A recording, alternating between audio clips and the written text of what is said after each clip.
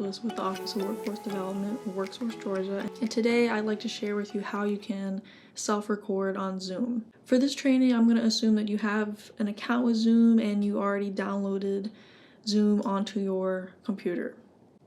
So when you open Zoom, you're just going to click New Meeting, and then click Join with Computer Audio. And then here you can also test your camera and microphone. So for me, I know that my microphone is this one. It's called the Yeti. And I know that my speaker is my laptop.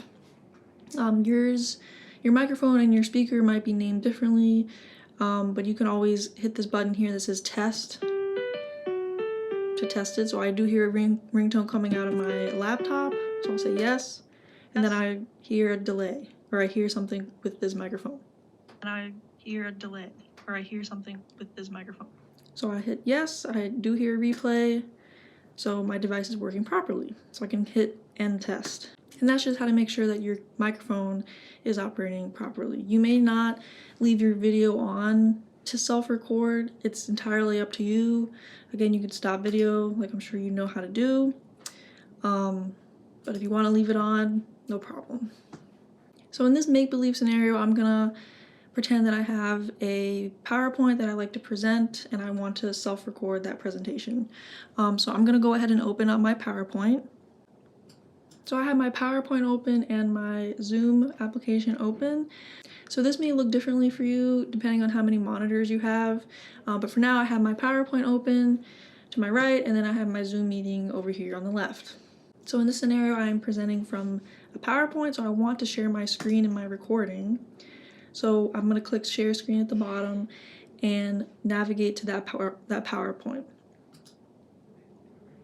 Then I'm going to click Share.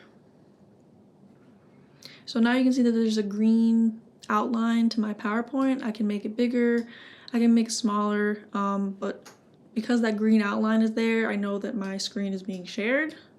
To start recording, I just want to click the menu at the top here that says More. And then I have two options. I can record to the cloud, or I can record on this computer. I typically like to recommend for people to record on the cloud, but there's no right or wrong option here, but I'll walk you through what both options look like. So for this example, I'm going to record to the cloud, and then I'll see this little cloud icon here at the top with a red blinking dot. So now I know that I'm recording. So I'm going to go through my entire presentation just like I normally would if there was like a live audience here in the room, in the Zoom room with me. Click through the slides, present as I normally would. When I'm done with my presentation, I reach, the final slide, I can go back to that top menu, More, and I can hit Stop Recording. So you get this pop-up window that says after stopping, you'll receive an email notification when the cloud recording is ready. So yes, we do want to stop recording. And the reason why it's not instant is because it is going to the cloud, and video files are typically large and it takes a long time to process. Just waiting on that recording to come in.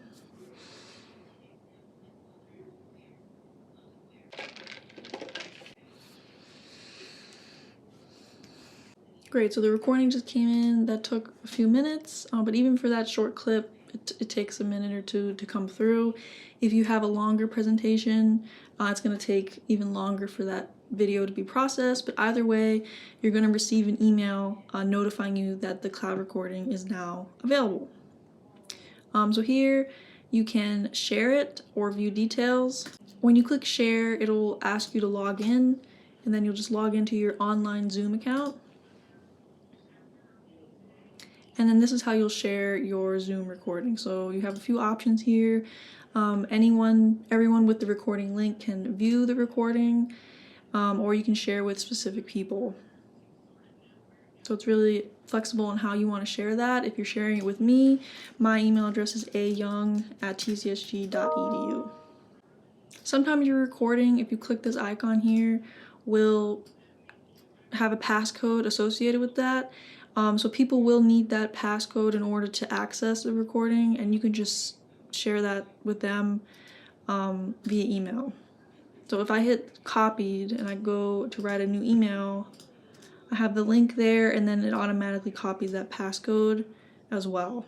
So that's another way to share it. And if you're sharing it with me, that'll be ayoung@tcsg.edu. From there, I'll be able to take your recording and edit it down.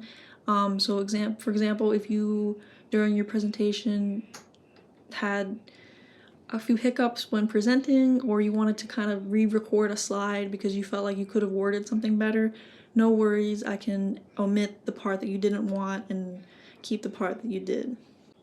If you are self-recording via Zoom to send me a recording, I would appreciate if you could also send me the PowerPoint that you just used to present with in that same email. That way I can link the two together and we just have the highest quality video possible.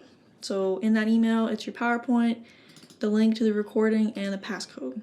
So on the other side, the other option of self-recording, again, is on this computer. So let's talk about that. If I click on this computer, you'll see this little red blinking circle here. That means that you are recording onto this computer. So assuming that I've gone through my presentation, I'm done, I'm gonna click stop sharing, and then I'm gonna click the more menu, and then click stop recording.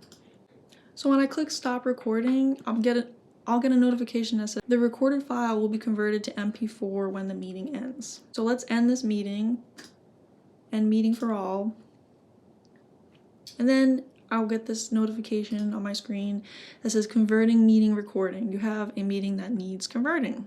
So automatically after the meeting ends, a window will pop up on your computer. It might look a little different because I'm using a Mac, but you can see that I have my recording right here. So if I preview that recording, there we go, this is the recording.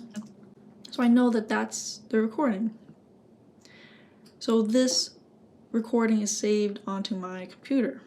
But if you want to send it to me to edit or to anybody else, you'll probably need to upload this to Dropbox or OneDrive or some kind of online cloud service in order to share that as a link.